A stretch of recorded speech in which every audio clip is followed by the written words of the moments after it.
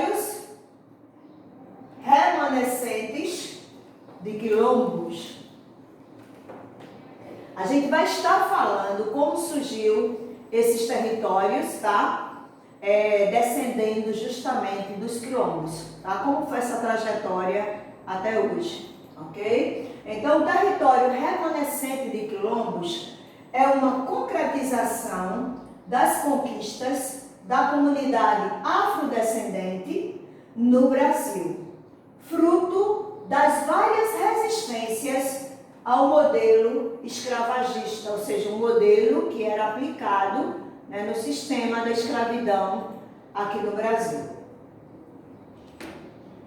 Ele foi instaurado na época do Brasil colônia, no reconhecimento dessa injustiça histórica. Até porque, gente, vocês sabem, né, que durante muitos anos, né, século, né, o Brasil ele passou por um período, né, de colônia, império e escravidão. Durante esse bom período até antes da República, né, um ano e pouco antes da República. Então, esse período, né, foi um período de injustiça, né, para com a população mais dita, né, menos economicamente, né, falando, com menos condições, né, e o povo tido como um povo inferior, né, portanto escravizado durante séculos, a população indígena e africana aqui do Brasil. Os territórios remanescentes, eles foram oriundos dos antigos quilombos, aqui está um quilombo, tá? De escravos refugiados, né? Porque quilombo, como a gente estava já assistindo, né, na aula anterior, né? Quilombo, aqui no Brasil, foram os locais de refúgio, né, nas matas, onde os escravos fugiam das fazendas e iam para lá se abrigar, né? Muitas das comunidades, no caso quilombolas, né, elas foram estabelecidas em terras oriundas ou terras de heranças, terras adquiridas por heranças, doações, pagamento em troca de serviços prestados ou compras de terras, tanto durante a vigência do sistema escravocrata quanto após a abolição. Então, muitas dessas comunidades, elas adquiriram suas terras, né, vindas dessas situações, heranças de alguém da família, doações feitas às vezes até pelo rei ou por um senhor de engenho, pagamento em troca de serviço prestado a um pessoal da elite, tanto durante o período que passou a escravidão, como após a escravidão no Brasil. A comunidade remanescente de quilombo, o que é isso? Tá? Que tem um outro local, é uma categoria social relativamente recente, representa uma força social relevante ao meio rural brasileiro, porque estas comunidades, elas vieram dos quilombos, né? Só que elas ficavam no campo, nas zonas rurais, longe do centro. Então, geralmente ela representa uma força desse grupo, né, de ex-escravos, de pessoas pobres que viviam no campo trabalhando, tá, como uma força social, né, que veio desse período. Vamos lá?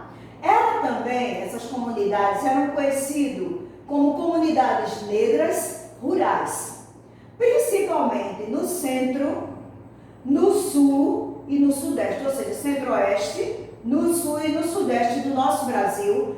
Essas comunidades negras foram conhecidas como, aliás, comunidades quilombolas foram reconhecidas como comunidades negras rurais, porque eram em locais de campo.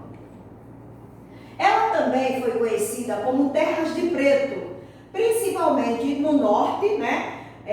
Pará, Amazonas, Roraima, Rondônia, Acre, e aqui no Nordeste, principalmente, né, nesses estados como Maranhão, Bahia, Pernambuco, né, essas terras foram chamadas terras de preto. E ela começa a penetrar ao meio urbano. Ela vem do campo, vindo com esse êxodo rural.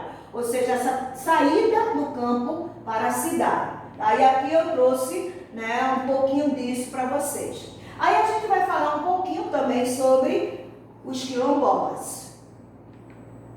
Atualmente, no Brasil, há mais de 1000 comunidades quilombolas no nosso país, lutando pelo direito de propriedade de suas terras, consagrado pela Constituição Federal desde 1988, quando acabou a abolição no Brasil, 13 de maio de 1988, acabou a abolição no Brasil, né? A nossa imperatriz Dona Isabel, né? Ela assinou, né? Sancionou essa Lei Áurea, e desde essa época que os quilombolas, né, essas comunidades que habitavam nas terras dos quilombos, elas começaram a lutar pelo direito da sua propriedade, porque as terras ficaram não sendo mais deles. Então eles começaram a lutar para que eles tivessem esse direito sobre essas terras. E aí eu trouxe um gráfico que inclusive vai estar disponível no texto que vocês vão receber dessa aula. Comunidades quilombolas, né, a quantidade, mais ou menos 2.847. Aqui está distribuído por região, tá? Região Sul 175, região Norte 442 e aqui no Nordeste está dominando, né? 1.724 comunidades quilombolas aqui. Então aqui tem a distribuição por região e por estado. Mas aí eu trouxe, estou falando mais das que estão, né, predominando, e ao Nordeste é a quantidade que mais tem comunidades quilombolas. O reconhecimento dos territórios quilombolas. Eu trouxe aqui, gente, um pouquinho da luta desse povo, tá? Depois de 1988, muitos, como eu já falei, lutaram para que essas terras fossem reconhecidas, seus direitos, né? O direito de ter sua terra, de plantar, de manter esse ambiente sem trazer muita modernização. Porque o que a população, né, das comunidades quilombolas também querem, além de ter direitos sobre as suas terras, eles também querem reconhecer que dentro das próprias terras eles conservem, né, o que eles tinham de patrimônio lá, né? A luta que eles tiveram, bem natural, bem daquela época de quilombo, né? As propriedades, né? Então aqui, ó, eu trouxe um pouquinho da luta, ó. Aqui são um momento, né, que o pessoal está lutando na rua, ó. Só a titulação garante o futuro do quilombola. Porque se o quilombo não tivesse, né, se essa comunidade quilombola não tiver seus direitos garantidos, o título dessas terras, automaticamente essa história no nosso Brasil vai morrer, né? Então a luta deles também é essa. Aqui está também uma placa, né, de uma entrada de uma quilombola em Mesquita, né, acho que é Rio de Janeiro.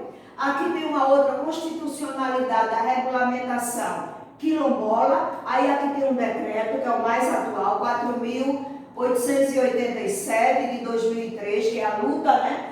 Já tem mais, né, decretos aí, mas esse foi um dos. Aqui tem a Associação de Remanescentes de Quilombola do Alto Alegre, tá? E a adjacência das redondezas, ok? Aí está mostrando, gente, para vocês um pouco do que é a comunidade quilombola. É algo bem rústico, bem histórico, né? Que se isso acabar, a gente não tem como estar falando da cultura, do que faz parte do Brasil.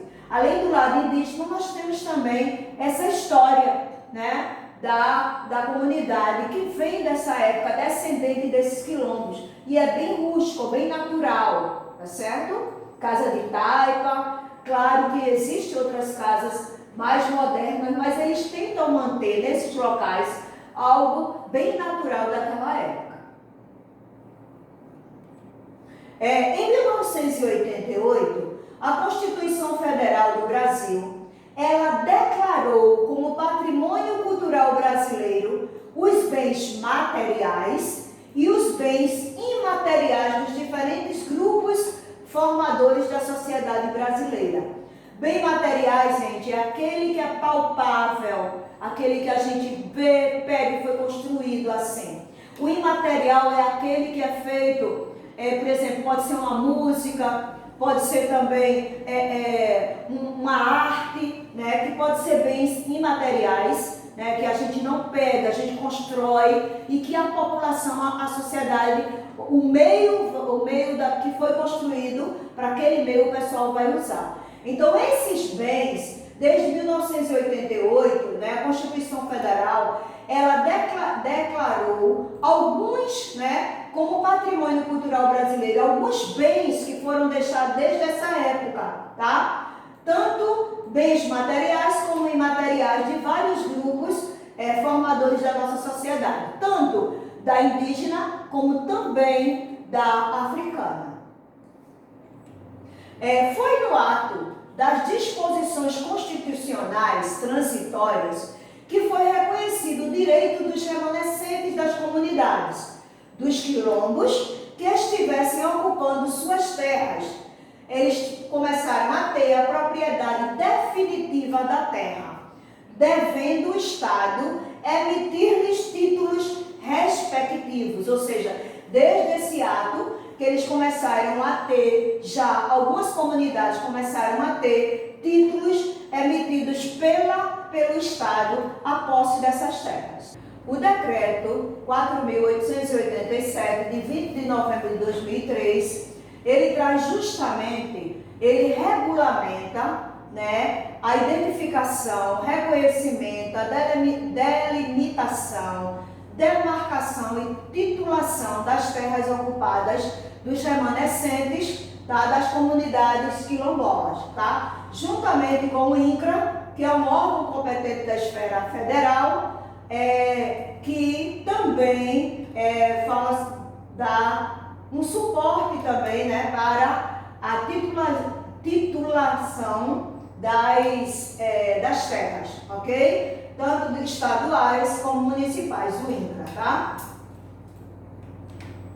Atualmente, né, aí eu vou estar falando atualmente, segundo, né, alguns autores, há mais ou menos 2.600 comunidades quilombolas no país, já certificadas pela Fundação Palmares, e mais 250 processos em análise técnica, aguardando complementação dessa documentação ou visita técnica de certificação para essas comunidades, ok? E aqui eu trago também mais uma foto de comunidades quilombolas. Aqui é um quilombo Manso-Nanzungu Quiangu, tá? Onde está essa senhora, esse quilombo aqui, ele já foi divulgado pelo IFAM, tá? E também ele já foi reconhecido como patrimônio histórico de Minas Gerais, ok? É o 6º quilombo bem reconhecido como patrimônio imaterial e se junta ao modo artesanal de fazer o queijo da região do Cerro, desde 2002, tá? Aqui é um outro local também que eu trago. Isso aqui é um plantio de coiçara, tá? É um tipo de agricultura, vamos dizer assim, para vocês entenderem melhor, né? É uma forma de plantio que também foi reconhecida como patrimônio das comunidades quilombolas. A forma de trabalhar bem, eles trabalham com material sem ter agrotóxico, tá? Bem natural mesmo. Então, o plantio tradicional de quilombola no Vale do Ribeira, na região do Sudeste, ele também é um patrimônio cultural do Brasil, reconhecido pelo IFAM. O IFAM é um instituto, tá, de pesquisa de história também nacional, ok? Quando o IFAM ele reconhece esses ambientes, né? bens materiais ou imateriais como um patrimônio, ninguém pode mais mexer, a não ser o que for autorizado pelo IPHAN, tá? Ele é um órgão que cuida desses locais.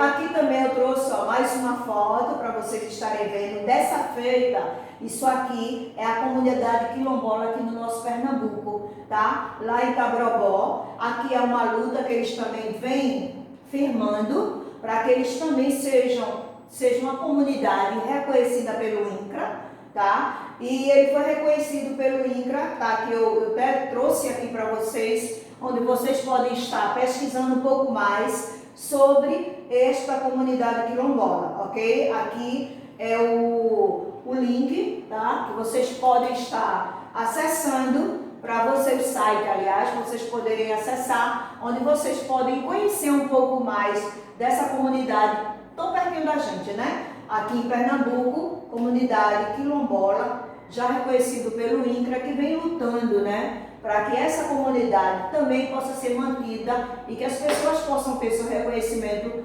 titulado das terras, ok? Então aí a gente traz um pouco justamente, né, desses territórios, a luta, né, desse povo afrodescendente aqui no Brasil, né, que vem lutando desde a época, né, dos seus antepassados, dos quilombolas, da luta do Zumbi, do Gandazumba, do Malunguinho aqui em Pernambuco, né, e de tantos outros no Brasil, onde a luta é muito grande, é uma população grande, uma população que ainda é sofrida, né? Muitas vezes tem locais que eu não trouxe, né? Porque a gente não tem muito tempo, mas se vocês forem pesquisar um pouco mais sobre esse grupo, vocês vão ver que tem comunidade que nem acesso à educação, tem crianças que ainda não têm, ou outras que graças a Deus já conseguiram ter esse acesso. Então a luta, né, desse povo afrodescendente, né, brasileiro, é muito grande, gente. Então a gente traz um pouco do reconhecimento desse povo e como a nossa disciplina é uma disciplina que a gente fala, né, a gente traz para vocês um pouco dessa história, para que a gente possa conhecer a luta, o reconhecimento desse povo, né, que hoje, né, nós representamos, né, um Brasil tão maravilhoso, né, mas esse povo ainda continua lutando, né, para que a sua história não seja esquecida, tá? Então a gente vai ficando por aqui, até a próxima aula, que Deus abençoe vocês.